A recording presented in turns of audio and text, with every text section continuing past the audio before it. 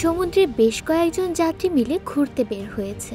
ঠিক তখনই হঠাৎ করে তাদের উপর আঘাত হানে এক বিশাল আকৃতির সাপ। মুহূর্তের মধ্যেই খেয়ে ফেলে বোটের প্রায় অনেক মানুষকে। কিন্তু অবাক করা বিষয় হলো, সাপের পেটের ভেতরে থেকেও একটা ছোট্ট মেয়ে তখনও বেঁচে ছিল। আর সেই মেয়েটাকে বাঁচানোর জন্য তার বাবা কতটা মরিয়া হয়ে উঠেছে সেটাই দেখানো হয়েছে আমাদের আজকের গল্পে। গল্পের প্রতিটা মুহূর্ত এতটাই শ্বাসরুদ্ধকর, মাঝে মাঝে মনে হয়েছে আমি নিজেই যেন ওই জঙ্গলের ভেতরে রয়েছি। গল্পটা এতটাই ভয়ঙ্কর যে দেখতে গিয়ে আমিও বেশ কয়েকবার কেঁপে উঠেছি। আগে থেকেই বলে রাখছি, যারা সাপ দেখে ভয় পান মুভিটা তাদের জন্য নয়। তো আর দেরি না করে সাহস নিয়ে বসে পড়ুন ভিডিওটা দেখার জন্য। গল্পের শুরুতেই আমরা একটা বোটে কিছু মানুষদেরকে দেখতে পাই। সেই সাথে এই বোটে গম নামের একজনের সাথে আমরা তার একটা ছোট্ট মেয়েকেও দেখতে পাই। তার মেয়ের আজকে জন্মদিন। সে তার মেয়েকে জন্মদিনে একটা ওয়াকিটকি গিফট করে। হঠাৎ করে বোটে থাকা সবাই সমুদ্রের পানিতে অনেক ডলফিন দেখতে পায়। তারা ডলফিনগুলোকে দেখে অনেক খুশি হয়ে যায়, কিন্তু তারা তো আর জানে না যে এই ডলফিনগুলো তাদেরকে খেলা দেখাচ্ছে না, বরং সমুদ্রের নিচে থাকা এক ভয়ঙ্কর মনস্টারের কাছ থেকে পালানোর চেষ্টা করছে। এর কিছু সময়ের মধ্যেই সেই ভয়ঙ্কর মনস্টারটা তাদের বোটের উপরে আক্রমণ করে। ফলে বোটটা উল্টে যায় আর সব মানুষেরা পানিতে ভাসতে থাকে। এরপর আমরা গমকে দেখতে পাই, যার এইমাত্র জ্ঞান ফিরেছে। জ্ঞান ফেরার পর সে দেখতে পায় তার মতো অনেকেই সেখানে পড়ে আছে আর তাদের অবস্থা খুবই খারাপ। এগুলো দেখে সে অনেক বেশি ঘাবড়ে যায়। তবে সবচেয়ে বেশি চিন্তা হয় তার মেয়েকে নিয়ে, কেননা সে তার মেয়েকে কোথাও খুঁজে পাচ্ছে না। সে পাগলের মতো তার মেয়েকে খুঁজতে থাকে। হঠাৎ করে তার হাতে থাকা ওয়াকিটকি থেকে তার মেয়ের কণ্ঠস্বর ভেসে আসে, যেই ওয়াকিটকিটা একটু আগে সে তার মেয়েকে দিয়েছিল। আর সেটার মাধ্যমে তারা বুঝতে পারে শুধুমাত্র তারাই বেঁচে আছে এমনটা নয়, তাদের মতো আরো অনেকেই বেঁচে আছে এখনো। আর তারা একটু পরেই দূর থেকে সেই মানুষগুলোকে দেখতে পায়।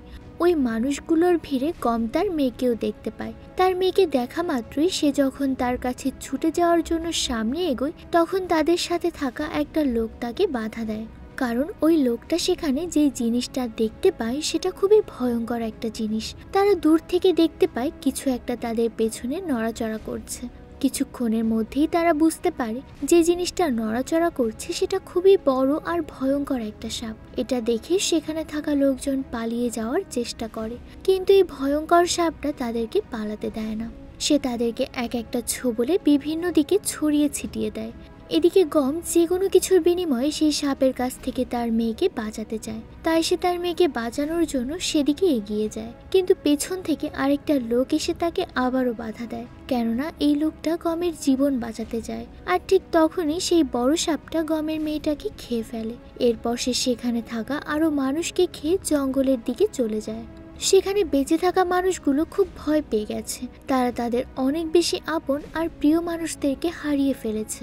এদিকে গম অনেক বেশি ভেঙে পড়েছে। সে চিৎকার করে কাঁদতে থাকে। ঠিক তখনই সে দেখে তার মেয়ের ওয়াকিটকি থেকে হঠাৎ করে সিগন্যাল আসছে।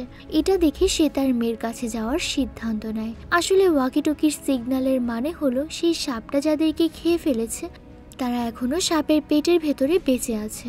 এজন্য গম আর মাও নামের একজন সাপের ভেতরে থাকা লোকগুলোকে বাঁচানোর সিদ্ধান্ত নেয়। তাদের অন্য লোকগুলোকে বাঁচানোর জন্য যেতে দেখে সাথে থাকা আরো অনেকেই তাদের সাথে যাওয়ার জন্য রাজি হয়। তারপর তারা সবাই মিলে জঙ্গলের দিকে এগোতে থাকে।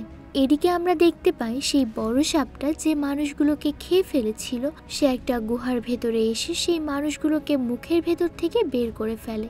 যাদেরকে ফেলে দেয় তাদের মধ্যে একজন ছিল সেই বোটের ক্যাপ্টেন। নিচে ফেলানোর পর ক্যাপ্টেনের যখন জ্ঞান ফেরে তখন সে আগে ওখানে থাকা আর যারা যারা তখনও বেঁচে ছিল তাদেরকে ওঠানোর চেষ্টা করে। বেঁচে থাকা মানুষগুলোর মধ্যে সৌভাগ্যবশত গমের মেয়েও ছিল। ক্যাপ্টেন সেই মেয়েটাকে উঠায় এবং তার জ্ঞান ফেরানোর চেষ্টা করে। এরপর যখন জ্ঞান ফিরে আসে তখন ক্যাপ্টেন সহ আরো একজন একটা অদ্ভুত জিনিস দেখতে পায়। তারা সেই জিনিসটার কাছে যাবার চেষ্টা করে। তারা যখন ওই জিনিসটার কাছে যাচ্ছিল তখন গমের মেয়ে তাদেরকে বাধা দেয় আর সেখানে যেতে নিষেধ করে। সে বলে ওটা সাপের ডিম, যে কোনো সময় এই ডিম ফেটে সাপের বাচ্চা বাইরে বের হয়ে আসতে পারে। এ কথা শুনে ক্যাপ্টেন বেশ ঘাবড়ে যায়। ঠিক তখনই তাদের মধ্যে একজন সেই সাপের ডিম ভাঙার চেষ্টা করে। গমের মেয়ে বলে, এই ডিমটা ভেঙো না, যদি ডিম থেকে সাপ বের হয়ে আসে তাহলে আমাদের কাউকে জীবিত ছাড়বে না। কিন্তু সেই লোকটা এই বাচ্চা মেয়েটার কথা একেবারেই শোনে না। সে ওই ডিমটা ভাঙতে শুরু করে। হঠাৎ করে ওই ডিমের ভেতর থেকে একটা সাপ বের হয়ে আসে। সেখানে থাকা সবাই তখন খুব ভয় পেয়ে যায়। তারা নিজেদের জীবন বাঁচানোর জন্য একটা পাথরের আড়ালে লুকিয়ে পড়ে। সাপ তাদের দিকে এগিয়ে আসতে শুরু করেছে। হঠাৎ এই সাপের নজর পড়ে সেখানে থাকা আহত একটা মেয়ের উপরে। মেয়েটা সাপটাকে দেখে প্রচণ্ড ভয় পেয়ে যায়, কিন্তু সেখান থেকে নড়ার কোনো ক্ষমতা তার নেই। সে মাটিতে পড়ে চিৎকার করে কাঁদতে কাঁদতে বলে, আমাকে প্লিজ কেউ এই সাপের হাত থেকে বাঁচাও। কিন্তু কেই বা নিজের জীবনের ঝুঁকি নিয়ে তাকে বাঁচাতে আসবে। সাপটা তার দিকে এগিয়ে আসে আর তার উপর অ্যাটাক করে তাকে মেরে ফেলে। অন্যদিকে আমরা দেখতে পাই গম আর তার সঙ্গীরা যারা সাপকে খোঁজার জন্য জঙ্গলে এসেছিল, তারা সাপটাকে খুঁজতে খুঁজতে ক্লান্ত হয়ে গেছে, কিন্তু কোনোভাবেই তারা সাপটাকে খুঁজে পাচ্ছে না। তারা সবাই একটা গাছের শেকলের ওপর গিয়ে বসে। তাদের মধ্যে একজন সেই গাছের একটা শুকনো ডাল কাটে। ওই ডালের ভেতর থেকে কালো রঙের এক ধরনের লিকুইড বের হতে শুরু করে। তারা একটু অবাকই হয় আর ভাবতে থাকে ডালের ভেতর থেকে এটা আবার কি বের হচ্ছে।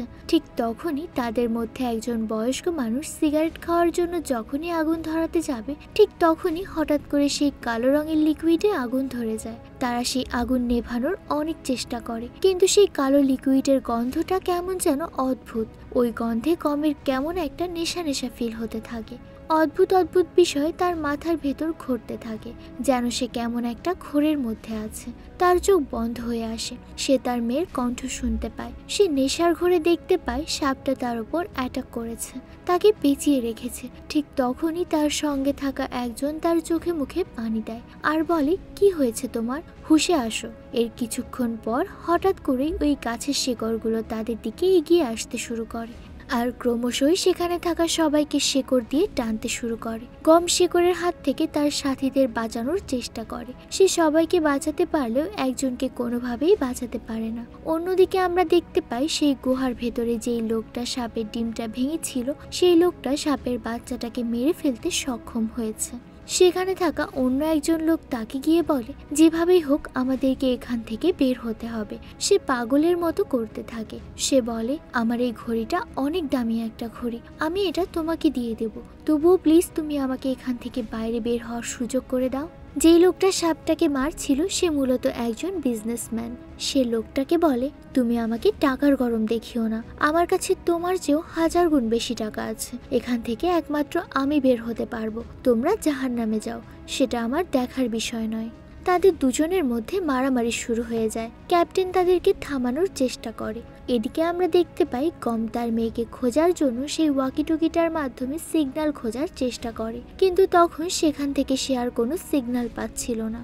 তো তাদের মধ্যে একজন বলে, তোমরা এখানে থাকো, আমি একটু পানি নিয়ে আসি। সে যখন একটা নদীর কাছে গিয়ে পানি খাচ্ছিল, তখন সে লক্ষ্য করে আশেপাশে প্রচন্ড কুয়াশা, কিন্তু তখন আসলে এমন একটা সিজন ছিল যখন কুয়াশা হওয়ার কোনো সম্ভাবনাই নেই। সে কুয়াশা দেখে একটু ঘাবড়ে যায়। তার পুরো জঙ্গলটা কেমন অদ্ভুত লাগতে শুরু করে। তখন হঠাৎ করে পানির ভেতর থেকে মাছ উঠে এসে তার উপর অ্যাটাক করতে থাকে। সে বুঝতে পারে না কিভাবে এই জঙ্গল থেকে তারা বের হবে। তখন তার চিৎকার শুনে সেখানে সবাই চলে আসে।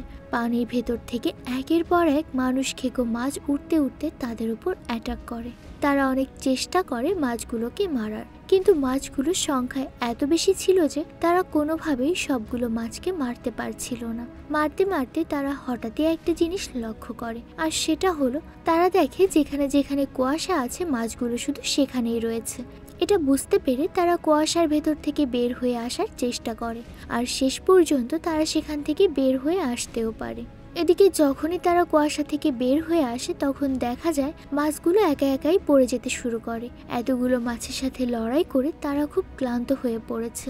তাই তাদের মধ্যে একজন একটা জায়গায় বসে পড়ে। হঠাৎ করে তার কাঁধের উপর কেমন একটা তরল পদার্থ এসে পড়ে। সে যখন সেটাতে হাত দিয়ে উপরের দিকে তাকায় তখন সে দেখতে পায় একটা অদ্ভুত ধরনের মনস্টার গাছের ওপর থেকে তাদের দিকে এগিয়ে আসছে। তাদের মধ্যে অন্য একজন সেই মনস্টারের দিকে একটা পাথর ছুঁড়ে মারার চেষ্টা করে, কিন্তু অন্য একজন তাকে বাধা দেয় আর বলে, এই মনস্টারকে কিছু বলো না। ঠিক তখনই একটা লাল রঙের খুব লম্বা একটা জিহ্বা এসে ওই মনস্টারটাকে খেয়ে ফেলে। এরপর সেখানে একটা অদ্ভুত ধরনের ভয়ঙ্কর শব্দ হতে শুরু করে। এই শব্দটা শুনে তারা সবাই খুব ভয় পেয়ে যায়। তারা দেখার চেষ্টা করে এই শব্দটা কোত্থেকে আসছে। ঠিক তখনই তাদের সামনে একটা বিশাল আর ভয়ঙ্কর আকৃতির ব্যাঙ চলে আসে। সেই লাল রঙের জিহ্বাটা আসলে এই ব্যাঙটার, যে একটু আগে সেই মনস্টারটাকে খেয়ে ফেলেছে। তারা ব্যাঙটাকে দেখে পালানোর চেষ্টা করে। ঠিক তখনই তাদের মধ্যে একজনের ওপরে ব্যাঙটা জিহ্বা দিয়ে অ্যাটাক করে। তখন তাদের মধ্যে থেকে একজন এসে সেই ব্যাঙটার জিহ্বার উপরে আঘাত করতে থাকে। আঘাত করার কারণে ব্যাঙের জিহ্বা থেকে এমন এক ধরনের অ্যাসিড বের হয় যা ওই লোকটার পুরো চেহারা ঝলসে দেয়। ঠিক তখনই তাদের মধ্যে মাও নামের একজন ওই ব্যাঙের চোখে একটা লাঠি দিয়ে আঘাত করে, আর তারপর তারা সেখান থেকে দৌড়ে পালায়। ব্যাঙটা তাদের পিছু করতে শুরু করে। যখনই ব্যাঙটা তাদের উপর অ্যাটাক করবে ঠিক তখনই সেই বড় সাপটা ব্যাঙটাকে খেয়ে ফেলে। এরকম ভয়ঙ্কর সব দৃশ্য দেখে তাদের সবারই ভয়ে অবস্থা খারাপ হয়ে যায়। ব্যাঙটাকে খাওয়া হয়ে গেলে সাপটা তাদের উপর হামলা করতে আসে। লোকগুলো তাদের জীবন বাঁচানোর জন্য প্রাণপণে ছুটতে থাকে। সাপটা তাদের পিছু করতে থাকে, কিন্তু ভাগ্য ভালো হওয়ায় তারা সেখান থেকে পালাতে সক্ষম হয়। তারা সবাই একটা জায়গায় লুকিয়ে পড়ে। দেখতে দেখতে সাপটাও তাদের খুব কাছাকাছি চলে আসে। তাদের মধ্যে একজন, যার মুখে ব্যাঙের জিহ্বা থেকে বের হওয়া সেই লিকুইডটা পড়েছিল, সে যন্ত্রণায় কাঁদতে শুরু করে। সে কাঁদতে কাঁদতে সাপটাকে বলে, প্লিজ আমাকে ছেড়ে দাও। কিন্তু সাপ কি আর কারো কথা শোনে? সাপটা তাকে জীবন্তই খেয়ে ফেলে। তার অন্যান্য সাথীরা সেখান থেকে আবারও পালানোর চেষ্টা করে, আর সাপটাও তাদের পিছু করতে থাকে। তড়িঘড়ি করে পালানোর সময় তারা পানিতে পড়ে যায়। সাপটাও সেখানে চলে আসে, কিন্তু তারা পানির ভেতরে থাকার কারণে সাপটা তাদেরকে দেখতে পায় না। তাদেরকে দেখতে না পেয়ে সাপটা সেখান থেকে চলে যায়। এদিকে গুহার ভেতরে সেই বিজনেসম্যান সেখান থেকে পালানোর চেষ্টা করছে, কিন্তু সে সেখান থেকে বের হওয়ার কোনো রাস্তা খুঁজে পায় না। হঠাৎ করে সে বুঝতে পারে সেখানে সেই সাপটা চলে এসেছে। লোকটা সাথে সাথে লুকিয়ে পড়ে।